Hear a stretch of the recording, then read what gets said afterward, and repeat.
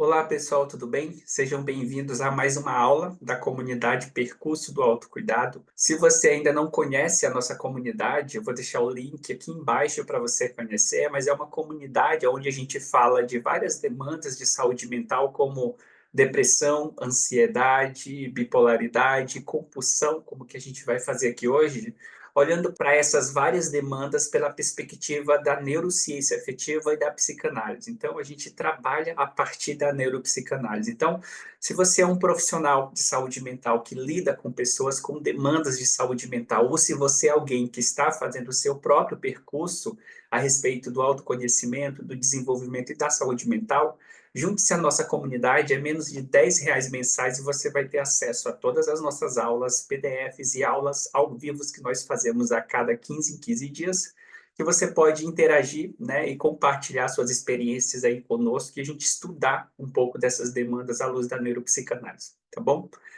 Bom, hoje eu quero compartilhar com vocês uma pergunta, um comentário que eu tive de uma participante, do membro da comunidade, e aí vamos pensar, né? Vamos criar campo para pensar a respeito dessa demanda que ela traz e que eu considero muito relevante para todos nós, tá bom? Ela diz assim: Olá, sou membro da comunidade Percurso do Autocuidado, o que tem mudado muito a minha visão acerca dos sofrimentos que experimentei na vida.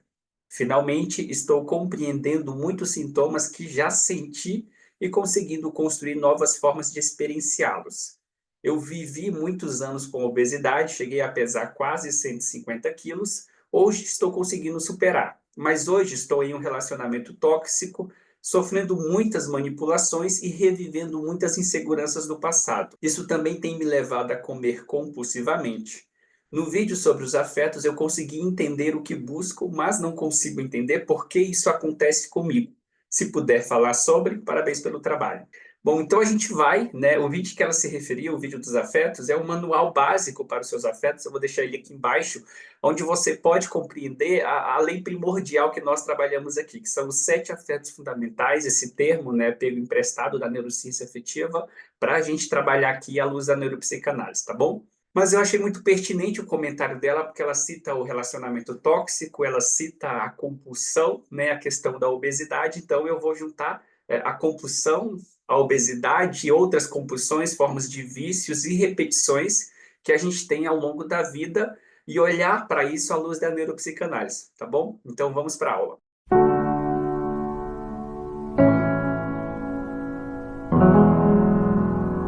Falar sobre compulsão para mim também é falar sobre outras patologias, né, outras formas de sofrimento. Então, eu vou falar da compulsão aqui, mas a visão, a perspectiva que eu vou trazer, você pode acrescentar também no relacionamento de dependência emocional, nos relacionamentos patológicos, como pode levar para outras formas de vício que nós vivemos aí na vida adulta, tá?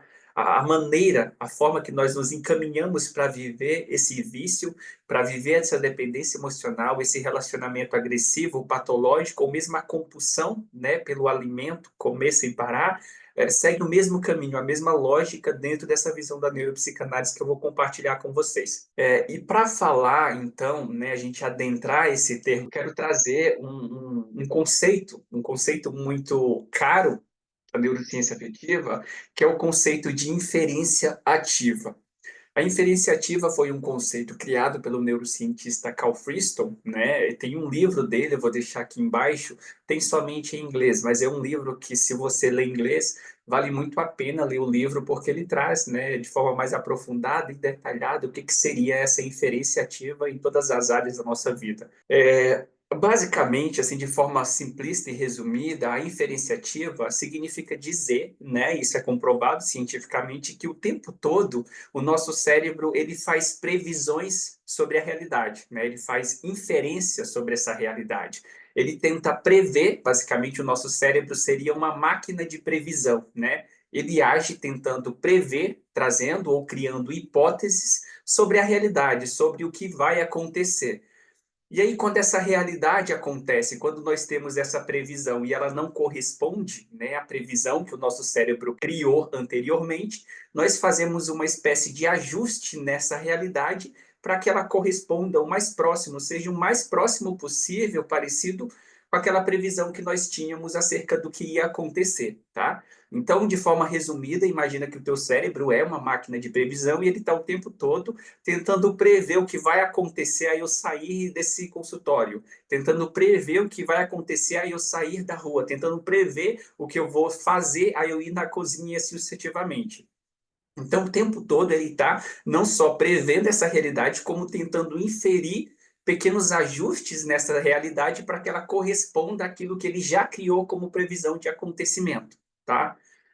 Para ilustrar isso, vamos pegar como exemplo a sede, né? Uma necessidade que nós temos fisiológica. A gente pode acrescentar isso também junto com as necessidades afetivas psicológicas. Então, nós temos uma necessidade de sede, né? Manter-se hidratado é uma necessidade que nós temos. Em algum momento ali eu passo 24, 32 horas sem tomar água, eu vou sentir alguma coisa. Quando eu sinto alguma coisa, já é batido aqui para nós, significa que eu saí desse estado de homeostase, né? A sede está ligada a uma homeostase fisiológica, corpo físico.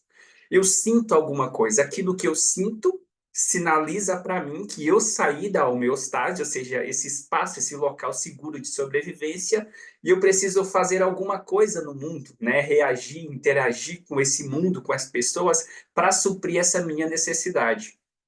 Nesse caso, necessidade fisiológica de sede, né? Ter que beber água para suprir isso e retornar para esse estado de homeostase novamente. Então, quando eu sinto sede, o meu cérebro, né, através dessa inferência, vai fazer uma previsão para mim, dizendo que se eu beber água, eu vou tomar água e a água vai fazer essa sede desaparecer, vai cessar essa sede.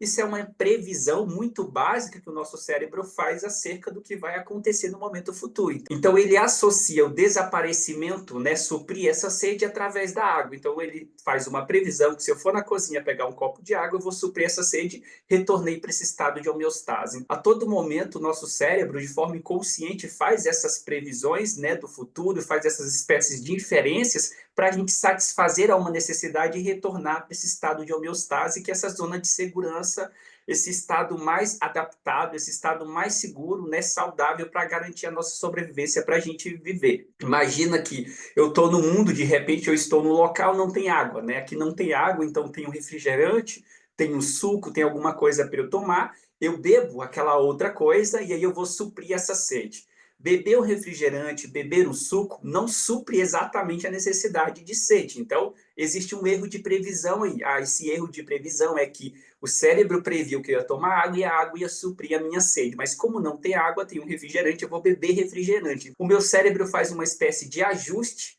para que eu, de certa forma, supra nessa sede através de um outro objeto. Isso é um erro de previsão, mas eu supri a minha sede, teoricamente, através do refrigerante, através do suco, de algum outro líquido. Quando acontece esse erro de previsão, né, eu esperava água, mas não tem água, o meu cérebro precisa fazer um ajuste. Quando ele faz um ajuste, significa que ele está adaptando, está me adaptando às minhas necessidades, à realidade que eu estou vivendo. Tá? O tempo todo a gente está se adaptando ao ambiente, a gente está se adaptando ao relacionamento, ao grupo, aos materiais, ao mundo como um todo, para suprir as nossas necessidades. E a inferência ativa entra como isso, aquilo que tenta prever o que vai acontecer para que a gente tenha uma assertividade no movimento, numa ação, numa escolha, num ato que a gente vai fazer.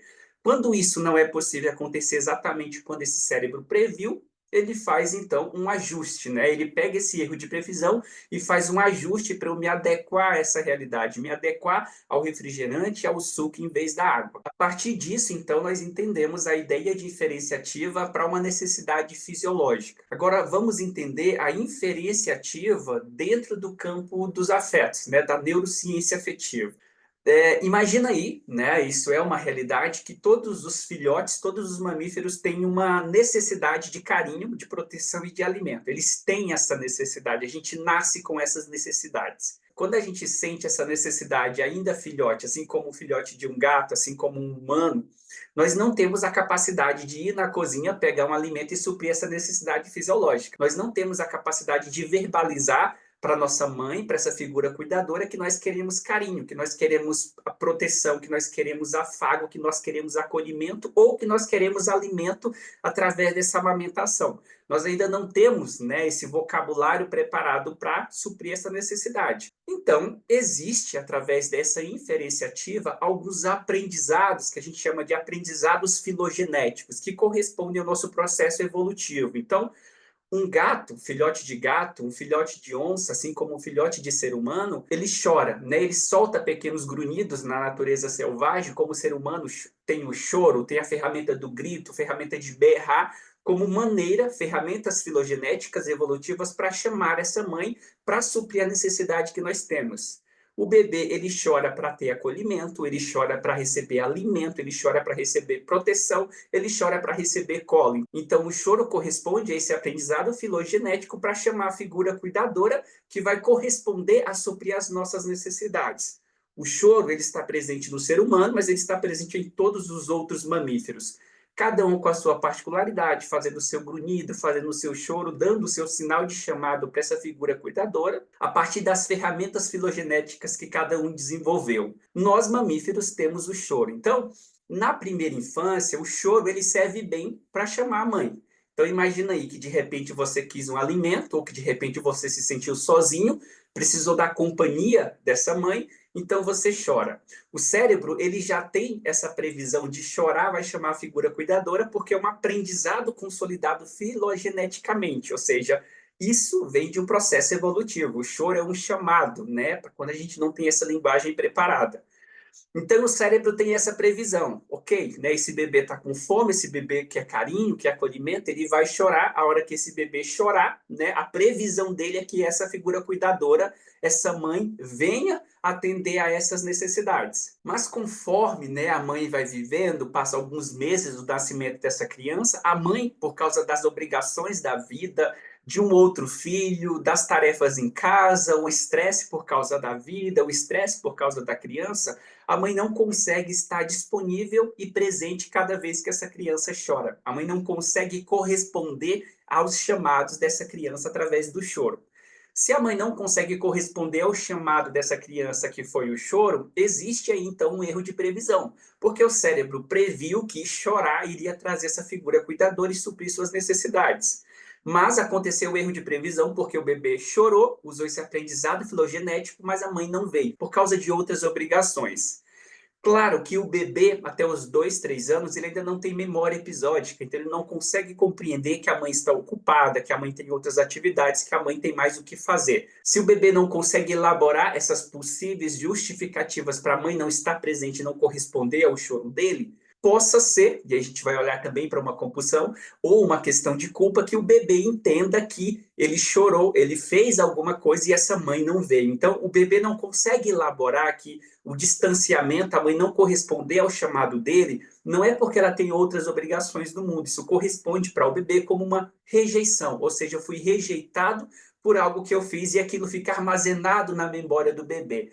E aí a gente vai levar isso para a vida adulta como uma espécie de rejeição mesmo, culpando todo mundo que se distancia, tudo que não dá certo, como se você fosse o culpado por aquilo, como se você fosse o autor do distanciamento, do rompimento do relacionamento, do emprego que não deu certo. Você leva, né, essa sensação de insuficiência, essa sensação de rejeição para todos os relacionamentos e tudo que você vai fazer na vida. Isso também constitui como um aprendizado dessa inferência ativa. Então, na vida adulta, quando você está dentro de um relacionamento, esse relacionamento se rompe, ou sequer esse relacionamento chega a se romper, e você vivencia dentro dessa relação uma sensação de insegurança, uma sensação de insuficiência, corresponde ao seu cérebro trazendo essa previsão, essa inferência ativa de que se o outro for embora, se você fizer alguma coisa errada, se você não for suficiente, é porque ele não te ama, é porque você não é digna de ser amada, é porque você não é digna de ser acolhida, de receber vínculo.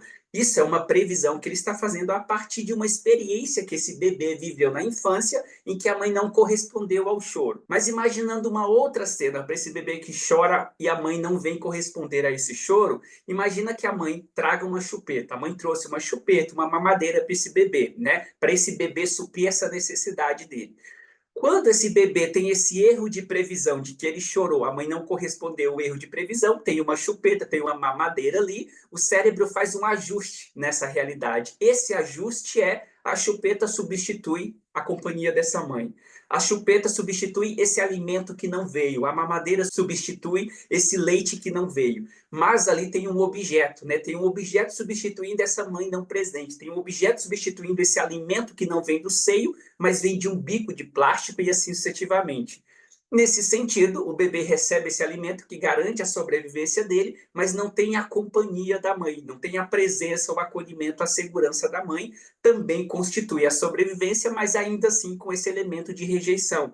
Então, esse ajuste de previsão leva para a vida adulta uma pessoa que recebe, de certa forma, o alimento o básico para a sobrevivência, o básico para o relacionamento continuar, o básico para sobreviver, o básico para estudar. E essa espécie de conceito básico para viver no mundo se constitui também na vida adulta, dentro das relações, dos projetos e assim sucessivamente. Mas aí, como eu disse, então, o cérebro, né, que a mãe trouxe uma mamadeira, que a mãe trouxe uma chupeta, faz um ajuste nessa realidade. O ajuste é, se não tem a mãe dando esse alimento, se não tem esse alimento, tem uma chupeta, eu vou sobreviver com essa chupeta, eu vou aproveitar essa chupeta e aí o cérebro vai criar uma outra previsão, que todas as vezes que esse bebê chamar a mãe, que ele usar o choro, ele não vai querer mais esse seio, ele não vai querer mais essa mamadeira, ele vai querer essa chupeta, né? Então existe essa substituição, esse ajuste na realidade. Agora nós levamos isso então, né, para a vida adulta. Vamos olhar para a vida adulta e ligar isso exatamente com a questão da compulsão. Como que esse aprendizado, né, essa previsão que o cérebro faz da realidade e se consolidou como um aprendizado que vai se reverberar na vida adulta, se manifesta então, né, na compulsão alimentar. Como que essa compulsão substitui, né, na vida adulta o afeto, o vínculo, a companhia, a proteção, o amor para essa pessoa dentro do relacionamento, como a chupeta, a mamadeira substituiu para aquele bebê, para aquela criança, a mãe, o vínculo, o cuidado, a proteção. E para evidenciar um pouco mais essa substituição, estudos comprovam que alimentos que nós comemos, que nós temos vontade de comer, que nós sentimos prazer, como o chocolate, um sanduíche, um iFood da vida, e produz as mesmas bioquímicas cerebrais que é produzida e hiperativadas quando nós estamos recebendo carinho, acolhimento, amor. Tá? Então imagina aí que quando você está comendo o chocolate ali, você está produzindo endorfina e você está ativando as regiões cerebrais que seriam, né, ativadas ali quando você estaria dando um abraço em alguém, recebendo um carinho, se sentindo amada, se sentindo acolhida. Então, existe essa substituição aí pautada pelas pesquisas científicas de regiões e bioquímicas cerebrais semelhantes, tanto na alimentação como nas relações que nós temos com as outras pessoas. Nesse sentido, imagina um bebê que cresceu tendo essa mãe, esse pai ausente, tendo essa mãe que não validava que ele era, tendo essa mãe, esse pai que não oferecia esse cuidado, esse acolhimento.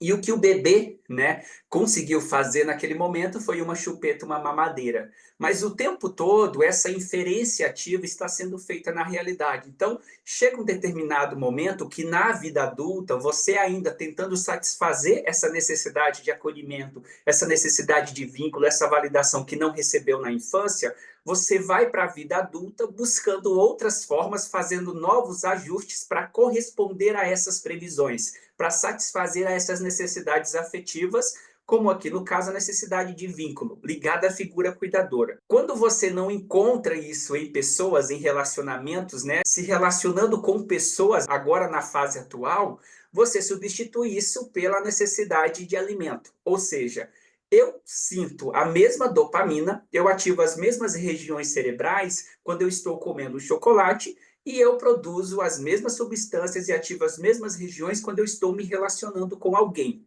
Mas me relacionar com alguém é um pouco mais difícil, requer esforço, requer dedicação, requer tempo, né? Requer uma incerteza que eu preciso lidar se eu vou conseguir, se eu não vou conseguir. O cérebro, tentando ajustar, né, a essa previsão que ele faz, ele diz assim: Para você não correr o risco de se esforçar, de dedicar tempo, de fazer esforço e não conseguir o carinho, não conseguir a dopamina, a endorfina que você precisa, vamos buscar isso no chocolate, que é mais rápido, é mais seguro, é mais fácil, requer menos esforço e menos tempo para conseguir. Então, o cérebro faz um ajuste de previsão nessa realidade e aí todas as vezes que você quiser, né, suprir uma necessidade de carinho, que você fica chateado, que você se sente sozinho, que você experimenta o tédio, que você experimenta uma frustração, você que recorre ao chocolate, você recorre ao comer, ao alimento, com a possibilidade de substituir aquele acolhimento, aquela satisfação, aquele amor, aquele afago que você não recebeu na infância. Então, nesse papel, neurologicamente e socialmente, a comida, a compulsão pelo alimento estaria substituindo uma necessidade afetiva. Então, existe um buraco, um vazio afetivo dentro de você, e a comida substitui, né, um pouco de areia, um pouco de tampão que a gente vai colocar no meio desse buraco para ele ficar menor, para ele doer menos, para ele ficar menos evidente. E por que a gente faz essa previsão na realidade? Por que a gente faz esse ajuste? Por que você chegar na realidade, num relacionamento, dizendo que é carinho, que é amor, que é proteção, que é acolhimento, não é uma necessidade que é muito aceita na realidade. Se não é tão aceita na realidade, se constitui, se constrói um desejo que se adequa, que seja aceita, né, nessa realidade. Nesse caso, a comida, a compulsão, a alimentação, o exercício, a corrida, o celular, a internet, a pesquisa, tudo que se torna uma compulsão. Buscar isso, né, ativar essa dopamina, que seria o sistema seeking, ele é ativado tanto para buscar um chocolate, uma comida ou rolar o feed do Instagram, como ele é ativado quando você consegue um carinho, uma satisfação, um amor, um vínculo com alguém. Mas o amor, o vínculo, a satisfação com pessoas gera insegurança, traz incerteza e o tempo todo o nosso cérebro precisa ficar fazendo esses ajustes na realidade. Então, se ele já tem uma previsão que comer chocolate proporciona essa endorfina, essa dopamina, que rolar o feed no Instagram proporciona esse sistema de busca dopamina que vai se vincular ao estar buscando pessoas para se relacionar, ele vai sempre optar por aquilo que já é seguro, por aquilo que já é previsto. É como se eu tenho refrigerante aqui, eu posso ir lá na geladeira e lá não pode ter e pode não ter água, eu vou sempre optar por tomar o refrigerante, porque já é mais certeiro, já é uma previsão que aquilo vai substituir aquela necessidade. Se você está dentro de uma compulsão, significa que você está tentando suprir uma necessidade. E a compulsão, o alimento, foi o melhor que você conseguiu fazer para suprir essa necessidade. Então, o alimento, a compulsão substitui nessa outra necessidade que você tem. E aí, quanto mais vezes você recorre ao chocolate no lugar do carinho, no lugar do afeto, no lugar do vínculo,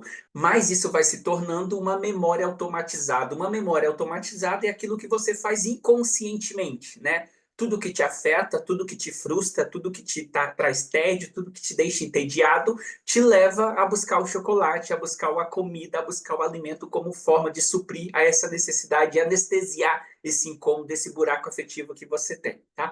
Então, quanto mais você repete, mais ele vai se tornando automatizado, que você faz sem ter consciência daquilo. Levando agora essa ideia de inferenciativa para dentro dos relacionamentos conjugais, das relações patológicas, das dependências emocionais, vamos voltar lá naquela infância, né, em que aquele bebê tinha um pai muito agressivo, tinha uma mãe muito agressiva, pais ambivalentes, figuras de cuidados que invalidavam, que não traziam acolhimento, que não traziam validação para quem esse bebê era.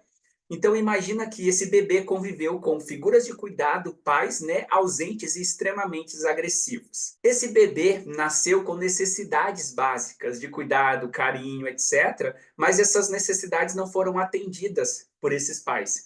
Se essas necessidades não foram atendidas, supridas por essas figuras cuidadoras, existe aí, né, no cérebro desse bebê, um erro de previsão. O cérebro desse bebê precisa fazer uma espécie de ajuste nessa realidade para suprir essa necessidade de cuidado, de carinho, proteção, já que ela não foi atendida pelos pais. Então, esse bebê, dado nessa realidade, ele vai crescendo com essa necessidade afetiva não sendo suprida. Mas esse bebê que teve esses pais ausentes, negligentes, agressivos, etc., entende que foi o melhor que ele conseguiu ter. Que conviver com pais agressivos, com pais autoritários, ambivalentes, garantiu a sobrevivência dele. Então, esse ajuste de previsão é feito para que você vai ter sobrevivência, você vai ter alimento, mas você também vai ter agressão. Você vai ter amor, às vezes você vai ter carinho, vai ter proteção, mas você também vai ter autoritarismo, você também vai ser negligenciado. E o bebê cresce, né, fazendo esse ajuste de previsão,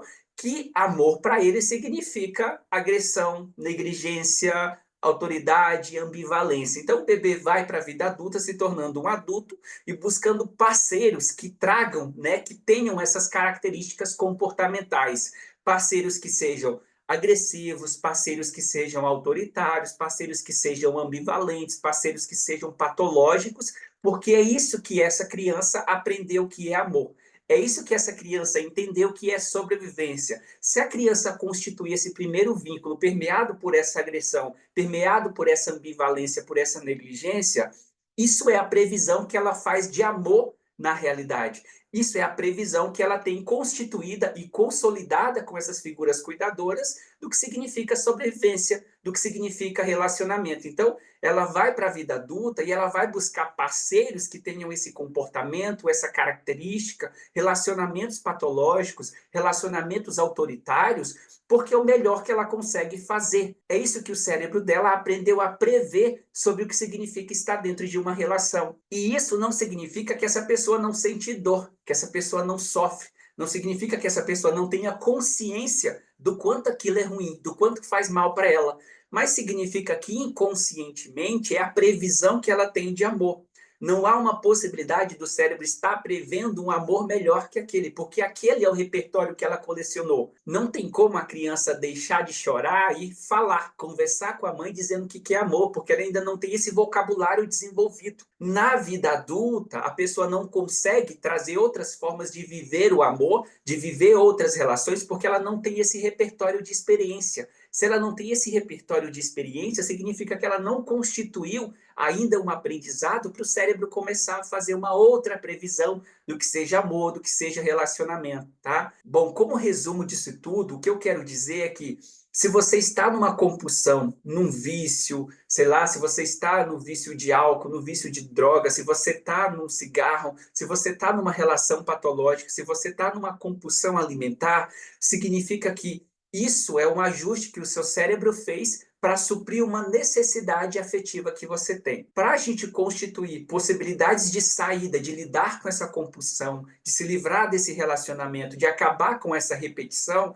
a gente precisa compreender, descobrir que necessidades afetivas você supre dentro desse relacionamento patológico, que necessidades afetivas você supre comendo doce, comendo chocolate, né? Comendo o tempo todo nesse alimento. Que necessidades afetivas você substitui nesse vício, nessa droga, no consumo de álcool. Então, todas essas necessidades, todas essas compulsões, essas repetições, elas são uma previsão que o nosso cérebro tem de atender a necessidades que não foram atendidas. Não é exatamente que comer o chocolate é exatamente suprir a minha necessidade de amor, de vínculo, não é, mas é o melhor que o teu cérebro conseguiu fazer. E quando aquilo é um aprendizado consolidado, automatizado, significa que inconscientemente tudo te direciona para aquilo. As tuas escolhas, as tuas ações te levam para aquilo. O primeiro passo, então, seria compreender qual é a necessidade afetiva que está sendo suprida através desse ato, através dessa compulsão, desse relacionamento. Depois de compreender qual que é essa necessidade, e se houver uma dificuldade de descobrir qual que é essa necessidade, precisa entrar no processo terapêutico,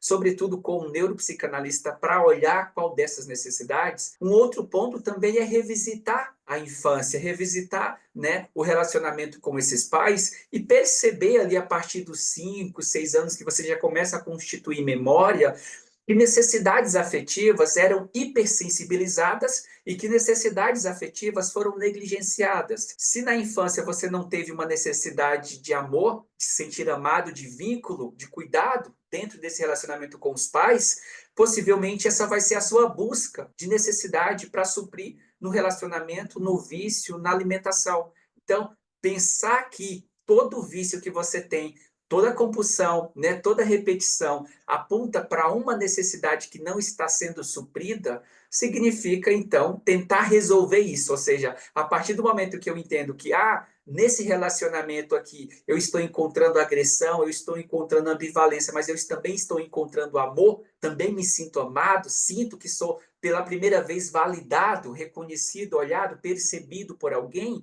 não há como eu abandonar esse relacionamento. Se eu sei que nessa alimentação, nesse chocolate, nesse doce, eu consigo sentir prazer, dopamina, realização, sistema de recompensa, que eu só conseguiria com uma pessoa que é incerta, que eu não conheço, que eu não tenho relacionamento, então eu vou continuar nessa alimentação, nesse chocolate, nesse doce. A partir do momento que você compreende qual necessidade você está tentando suprir, em qualquer que seja esse vício, em qualquer que seja essa compulsão, em qualquer que seja essa repetição, você consegue constituir novos campos, novas possibilidades para vivenciar, para experienciar e, através dessa experiência, constituir, né, novas previsões, novos ajustes para essa realidade. Se eu consigo encontrar amor numa relação mais saudável, se eu consigo encontrar afeto, dopamina, endorfina, numa amizade, numa relação com alguém, eu estou construindo um novo repertório, uma nova previsão para essa realidade futura, para aquilo que eu ainda vou viver. Eu acho que conseguir encontrar qual dessas necessidades está em desvio, qual é a necessidade que você está tentando atender no relacionamento, na compulsão do vício, seria um dos primeiros passos para conseguir sair dessa repetição, para conseguir sair dessa compulsão, dessa relação que é patológica para você. Me diz aí se isso fez sentido para você, se trouxe uma luz acerca do que você está vivendo, se você consegue apontar, né, que necessidade é que você está buscando em qualquer que seja a relação, a compulsão, o vício que você esteja experimentando nesse momento. Beijo no coração de vocês, até o nosso próximo vídeo.